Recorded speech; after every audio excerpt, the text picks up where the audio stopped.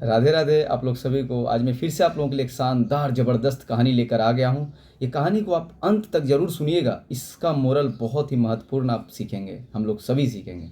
तो चलिए कहानी को सुनते हैं। ये कहानी है एक राजा की, जो कि बड़ा ही धार्मिक और संस्कारी राजा थे और वो अपने राज्य को बहुत अच्छा से संचालन भी करते थे। हुआ ये कि राजा का एक दिन जन्मदिन था। जब उनका जन्मदिन आया तो उन्होंने पूरी गांव को इकट्ठा उनके अपने राजमहल में बुलाया और राजा कहते हैं कि आज मैं किसी एक व्यक्ति का, इनमें से एक व्यक्ति का हर एक इच्छा को पूरी करूंगा।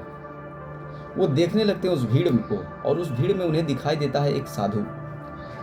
वो साधु को सम्मान पूर्वक बुलाते हैं और कहते हैं कि आज मेरा जन्मदिन है, आज मैं आपकी हर एक इच्छा पूरा करूंगा, आप बताइए आपकी क्या इच्छा है। साधु कहते हैं, राजन मैं तो बैरागी हूँ, मुझे कोई भी चीज़ की ज़रूरत नहीं। राजा कहते हैं कि नहीं नहीं, आज मेरी जन्मदिन है, आज तो मैं आपको कुछ ना कुछ दूंगा।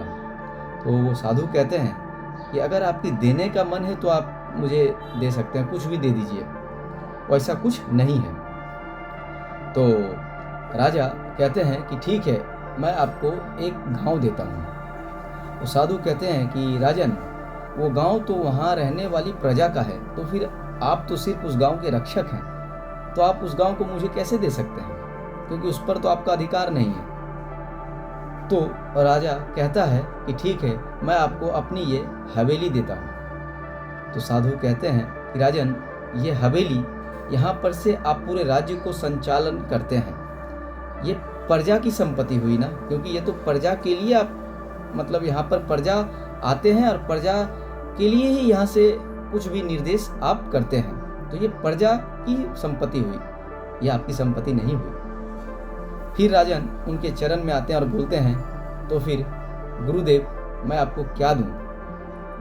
तो फिर वो महात्मा कहते हैं कि मुझे आपसे कुछ भी नहीं चाहिए।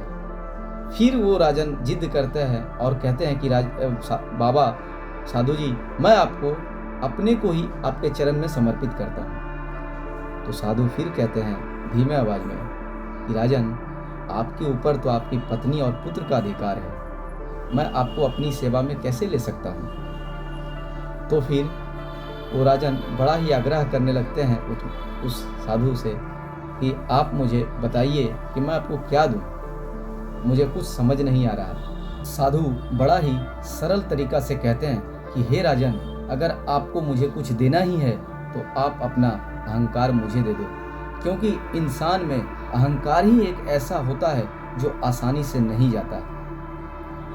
ये सुनकर राजन उनके चरणों में पड़ गया, उनके चरणों में झुक गया और फिर वो साधु के सामने ही राजन ने अपने जीवन भर में कभी भी अहंकार ना होने का संकल्प ले लिया। यानी देखिए, कहानी बहुत छोटी है लेकिन मोरल बहुत बड़ी सिखाती है। कहानी का मोरल यही है कि अहंकार तो रावण, कंस और दुर्योधन जैसों का भी नहीं रहा, तो फिर हम लोग किस खेत की मूली हैं। अहंकार एक ऐसा चीज है जो कि जिस लोग में, जिसमें भी ये आ जाता है, प्रचंड हो जाता है, वो अहंकार उसी को खा जाता है। धन्यवाद। जब तक ले आप अच्छे रहिए, स्वस्थ रहिए, मुस्कुराते रहिए। मैं उम्मीद करता हूँ कहानी आपको अच्छी लगी होगी। मिलते हैं फिर किसी एक बेहतरीन कहानी के साथ।